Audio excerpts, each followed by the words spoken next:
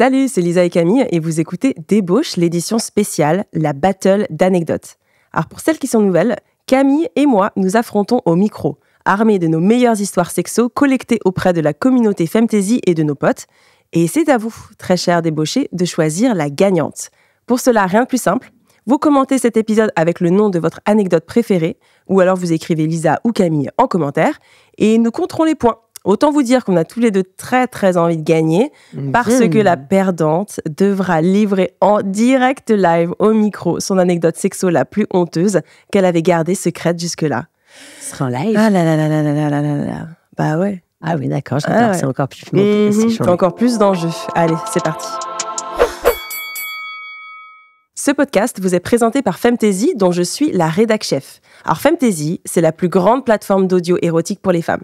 Chez Femtasy, on fait des masturbations guidées, des histoires érotiques immersives, des sons de couples qui font l'amour, et tout cela du plus vanille au plus hardcore. Et j'ai une petite surprise pour vous, mes débauchés. Vous pouvez découvrir la plateforme, oui j'ai bien dit explorer toute la plateforme, gratuitement, pendant 24 heures. Pour ce faire, vous inscrivez à notre newsletter, et le lien est en description de l'épisode. Je vous laisse et on commence. Let's go, c'est parti. Comment vas-tu, Camille? Ça va merveilleusement bien et toi? Ouais, on commence sur une voix un peu ASMR. Ouais, on est parti, c'est Fip. Qu'est-ce qu'il y a, Fipette? Malheureusement, ça colle pas très bien avec la catégorie parce que la catégorie, c'est sex fails. Aïe, aïe, aïe. Donc pour les non-bilingues, c'est en gros les échecs. Les échecs, j'allais dire, j'ai les échouements, mais c'est pas ça le terme non plus. Non, pas donc, vraiment. C'est les échecs, ouais. Les échecs, vraiment les moments de déception. Ouais. Les gênes, je pense qu'on en a... Embarrassant. Ouais. Voilà. On en connaît pas mal, hein. Voilà, c'est ça. En fait, c'est difficile comme catégorie parce qu'il y a tellement de choses qui te viennent. Ouais. Donc, voyons voir. Qu'est-ce qui est le plus gênant pour nos auditrices? Tu commences? Me lance? Vas-y. Ok. C'est parti. Il y avait ce mec assez mignon à la bibliothèque que j'avais repéré depuis quelques temps. Je me mettais toujours face à l'escalier pour pouvoir le voir descendre fumer sa clope. Un soir que j'en pouvais plus de bosser, je le vois descendre et je me précipite pour faire mine de ranger mes affaires. Ah ouais, ça on l'a toutes fait. Ouais. Hein. Et tu sais qu'apparemment il y a un code à la bibliothèque. Si tu mettais ta carte dans un sens ou dans un sens, ça voulait dire que tu étais disponible, genre viens me parler, et dans l'autre genre je suis pris. Il y avait un langage codé. T'es fou de ma gueule. Non, je te jure. Ah ouais, moi j'avais compris le langage, donc du coup je mettais pas ma carte. Peut-être pour ça, je ne sais pas. Mais ouais, apparemment il y avait toute une dynamique pour les gens qui travaillent beaucoup, ce qui n'a pas vraiment été assez mon cas. Non, c'était moi j'étais pas au courant de cette histoire-là. Et pourtant j'ai rencontré beaucoup de gens à la BNU. Lorsque je faisais en prépa, j'ai rencontré beaucoup de personnes, je me souviens. Mais en même temps, c'était le seul endroit où on allait, c'était les seules personnes qu'on pouvait rencontrer à ce moment-là, tu vois. Donc quand t'avais pas de vie, t'es un petit rat de bibliothèque, toi. Ouais, je fus jadis. Ok. Donc est-ce que t'aurais été capable du coup de la rejoindre, cette personne? Ouais, bah carrément. Je te spoil pas encore. Je le rejoins dans le hall, nos regards se croisent et enfin, je décide de l'aborder. On matche grave, je le sens tout timide ou genre ému, je sais pas trop.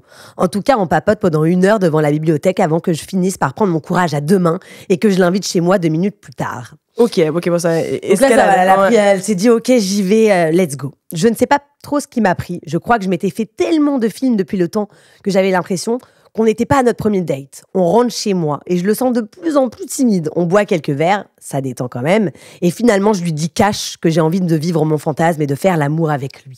Ok. C'est bien ça. En plus, tout de go. En même temps, je comprends parce que si le contraste, si tu passes carrément des heures en bibliothèque, tu vois ce mec, tu fantasmes, tu te fais des films, les yeux dans le vague, tu t'imagines l'épouser, porter ses enfants. Toi, c'est direct, quoi. C'est pas d'abord à faire une nuit d'amour, quoi. Non. C'est la The Ring and everything. Voilà, exactement. Et donc, lorsque ça arrive, tu veux passer aux choses sérieuses, quoi. T'as plus de temps à perdre. Ah bah, de toute façon, elle a l'impression de le connaître. J'ai l'impression que voilà, ils ont déjà eu tous ces liens ensemble. Bref, il me dit un grand oui. Monsieur est d'accord, mais rougit comme une tomate. J'aime beaucoup l'expression. On s'y met, c'est chouette, mais j'ai l'impression qu'il est un peu dépassé par les événements. Je pense qu'en fait, son fantasme, lui, il s'est dit « Waouh, elle est prête à tout ». Il finit par me dire qu'il va jouir et je lui dis de se retirer parce que oui, attention, trigger, alerte, pas de capote, oups. Ça, c'est pas bien. Pas bien, ouais. Il me demande où il peut jouir du coup. Petit lol, entre parenthèses. Attends, ça arrive au moment où il est en train de jouer. Il dit, où est-ce que je peux jouer? Vite, j'ai besoin d'entendre mon bonjour, j'ai besoin d'entendre mon bonjour. Parce que, déjà, ça veut dire que il est prévoyant, le monsieur, alors qu'il était déjà tout...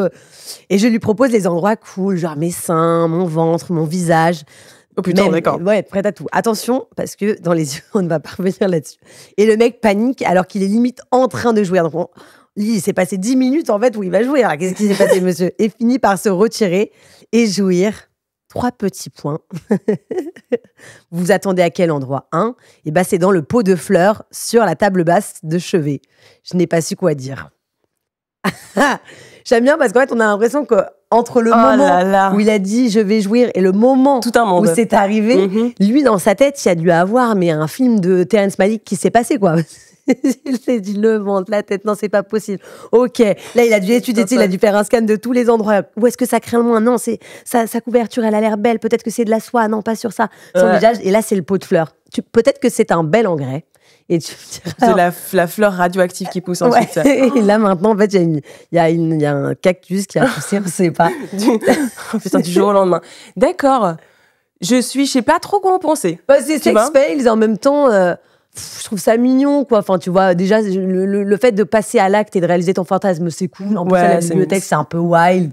Enfin, le côté hyper, on est un peu là avec nos petites... Le contraste est cool, Du tout au tout, on passe... et puis le pot de fleurs... Mais à quel moment tu te dis c'est mieux de jouer dans un pot de fleurs que sur le ventre de la personne? Bah parce qu'il avait l'air super intimidé. Je pense que dans la panique, il a dû se dire, oh là là, peut-être qu'elle va mal le prendre si c'est sur son ventre. Après, celle qui les a proposés, mais je peux comprendre, si t'as jamais fait ça peut être un petit peu intense pour un premier rendez-vous. Ouais. En plus, c'est un fails.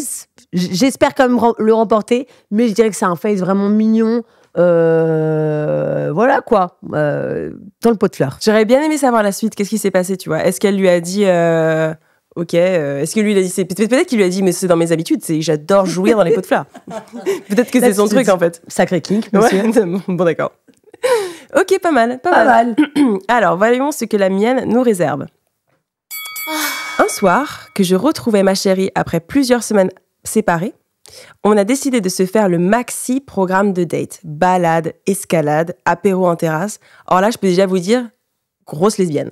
Parce que là, escalade... C'est vrai? Ouais. Okay. Balade, escalade, apéro en terrasse. Ça me rappelle tous mes dates avec des meufs. En rentrant à la maison, j'ai eu un peu la tête qui tourne parce qu'on n'a pas mangé grand-chose et bu quelques verres. Mais je meurs de désir pour elle. Oh. Non. Oui, donc grosse lesbienne. On rentre et j'ai qu'une envie, c'est de la dévorer tout entière.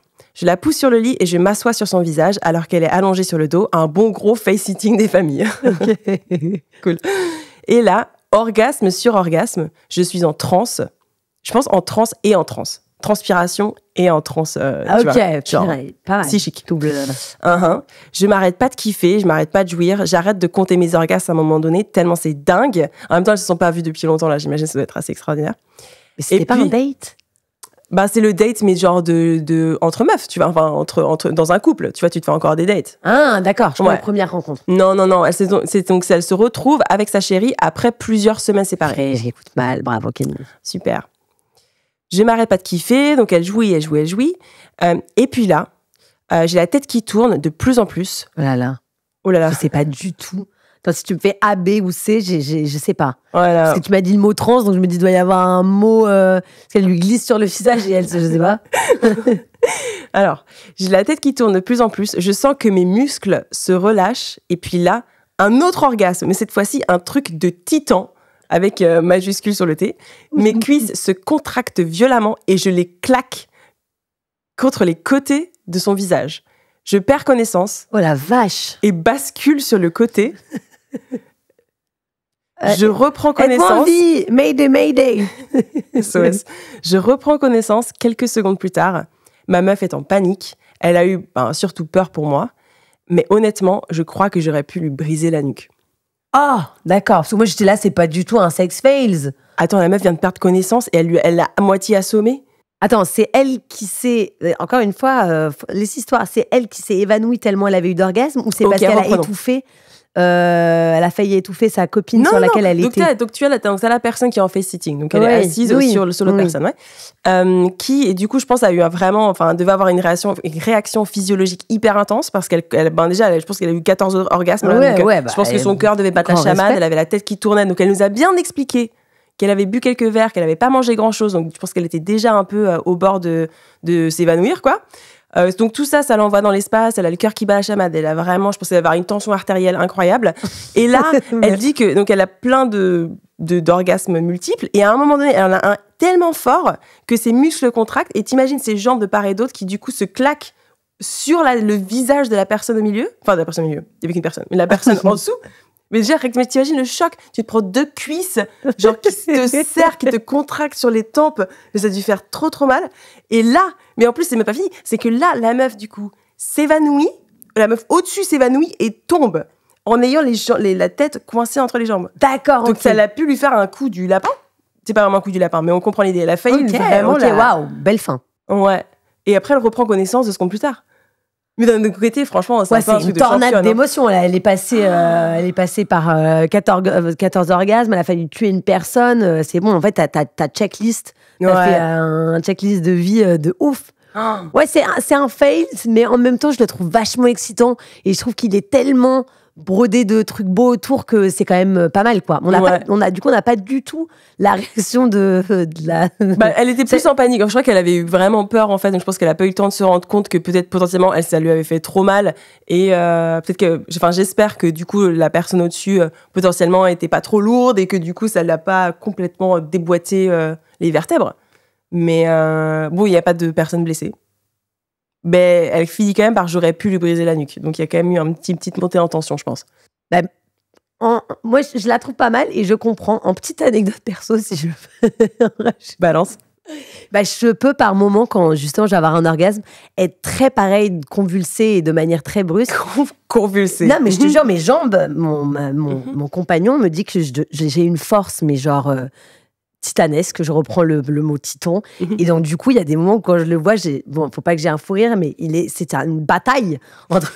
Je le vois, sa tête qui part dans tous les sens, parce que genre, j'ai vraiment les jambes qui partent dans tous les sens, et lui, là, waouh, j'ai l'impression que il me dit à la fin, putain, j'ai survécu, quoi.